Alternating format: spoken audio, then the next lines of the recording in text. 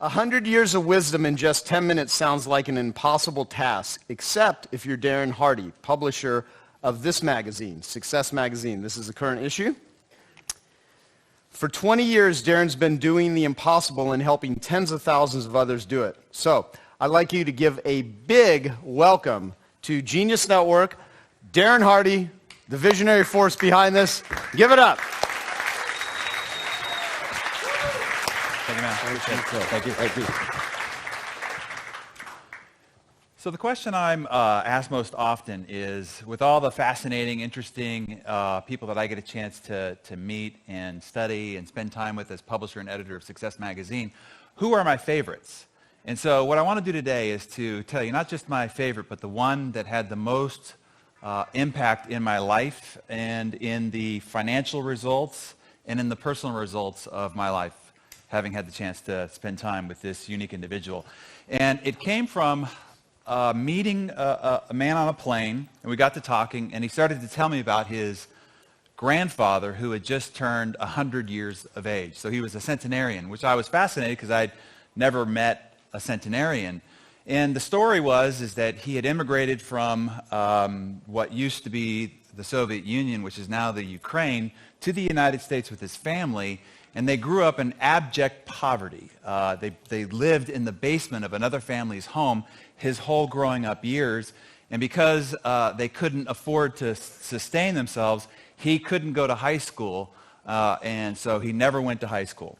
Yet, he went on to become extraordinarily wealthy, well-respected, and very well-loved. And so for me, that's the trifecta of success.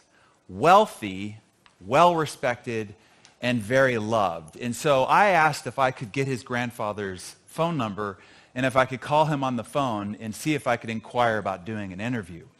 And so he passed me his grandfather's his number. I called him on the phone and finally got him on the line and said I would love to sit down and interview him and publicize his story and success. And he said, no, not a chance. He's a very, very private person and didn't want that kind of publicity. And so I switched my marketing mind and said, but we could document all the lessons that you learned of 100 years of wisdom, and you could pass it down to your children as a how to live the kind of extraordinary life you've proven, so that maybe great-great-great-grandchildren who never get a chance to meet you could learn the same lessons. And he seemed to get inspired by that idea. So I said, I will help memorialize that for you if we spend some time together. So I said, before we get together, I would ask that you write down everything you possibly learned that contributed to your extraordinary life on paper, okay? Just prepare your notes for it. And he seemed very committed. He said, I'll give this some very diligent thought, and I'll be prepared for our meeting. And so the day of the interview came, and I was excited. I don't get excited about a lot of interviews because I have to do so many of them, but this one just had some sort of a mystique and magic to it. So I remember pulling up to the big iron gates as they slowly opened up, and then I start driving up the horizon, and as soon as I got over the horizon, I could see this palatial estate, which meant this guy was obviously wealthy. And I park my car, and I go to the front door, and I'm greeted by his estate manager, and then shown to the library. And I walk in this room, and it was absolutely breathtaking. Polished mahogany wood, 2 stories, wall-to-wall, floor-to-ceiling books. Rare books, as well as contemporary modern, books, maybe by many of you in this room, which was another indication that this is a man who, while never went to high school, is a serious student. So in the middle of the room were these 2 vintage wingback leather chairs, creased just perfectly like out of a Ralph Lauren catalog, and a marble table in the middle. And I even as I tell you the story, I could smell the leather of those 2 wingback chairs. So I took my seat and put my recording device down and my journals that I had come and the pens to wait for this deluge of wisdom that I was going to get from this man. And he eventually walks in, and his skin is translucent, wrinkled. He's obviously old, but he's got this grace about him that obviously you don't acquire unless you've walked, for nearly 1 million hours on this planet. And when I shook his hand, I knew in that moment this was going to be something special. And so when he sat down, I said, so did you get a chance to write down all the wisdoms of 100 years of living? And he said, oh yeah, I did. And I said, well, where is it? Because I expected a big, thick, stack of documents. And he said, oh, I have it. And he reached into his breast pocket and said, it's right here. And he handed it over to me, and I took it, and I opened it up, and I read it in about 30 seconds because it was only 2/3 filled out. And I said, that's it?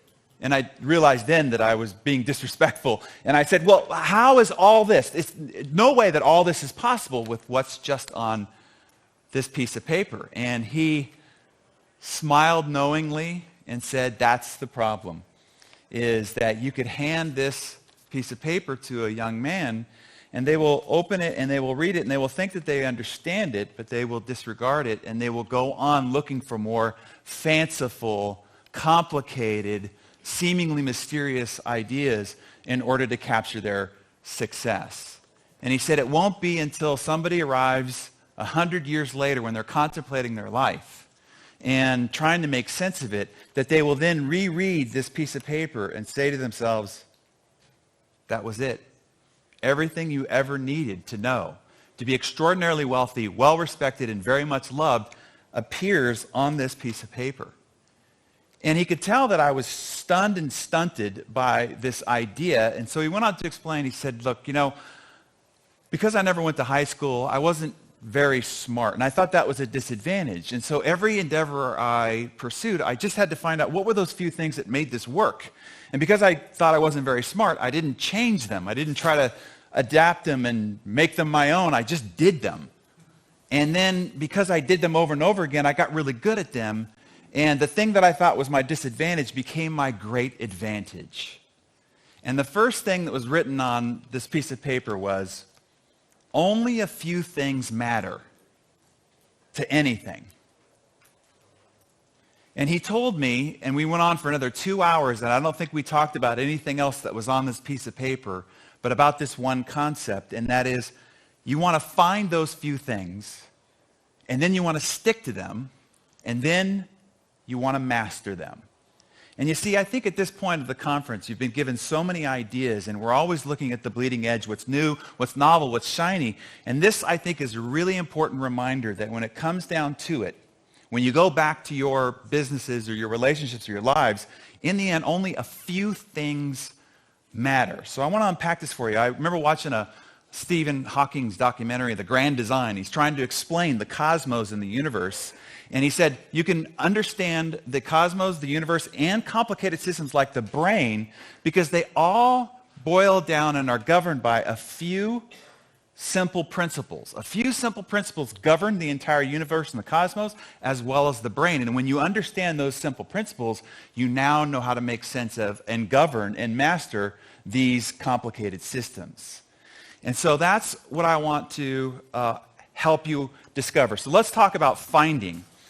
The guy that really helped me find what really matters is when I interviewed this guy, Dr. Oz. And at the time that I interviewed him, he was, running, a nonprofit organization, best-selling author, and he was still doing 200 open heart surgeries. And I asked him, I said, how is it that you possibly are able to get all this done, much more than me? And he was always relaxed and at ease. And he said, look, anything that you do, there's only a few things. There's a few vital functions. Even open heart surgery, there's hundreds of procedures that are done before I come in, and then I do 2 or 3 things, and those 2 or 3 things matter the most of whether the patient lives or dies, and I focus only on becoming masterful at those 2 or 3 things. When I do them, then I leave the rest to the capable team. Same thing with running a television network, running a nonprofit organization, all of the rest. That's finding your vital few functions. Then, when it comes to focus or sticking to them, this is the guy that I really learned this from. When asked, what is the most, of any revolutionary product you or Apple's ever created, what are you most proud of? His answer was, I am as proud of what we don't do as I am of what we do. And then he went on to explain, people think focus means saying yes to the thing you have to focus on, but that's not what it means at all. It means saying no to the other 100 good ideas there are. You have to pick carefully, so saying no to the 1,000 things is your key to success. And when asking Warren Buffett, if you could boil your success down to one key principle, of all the oracle, the Oracle of Omaha knows about investing and building wealth, what would be your one key to success? He said, for every 100 great opportunities that are brought to me, I say no 99 times. So I hope that in this brief period of time, taking 100 years of wisdom and boiling it down into 10 minutes, that you don't wait till you get to 100 years before you truly understand that in any endeavor, in any activity, in anything you're pursuing success in, there are only a few things that matter. Don't leave the field of the few things that matter to chase the novel, the new, and the exciting, because ultimately you'll leave success on the table. Thank you all very much.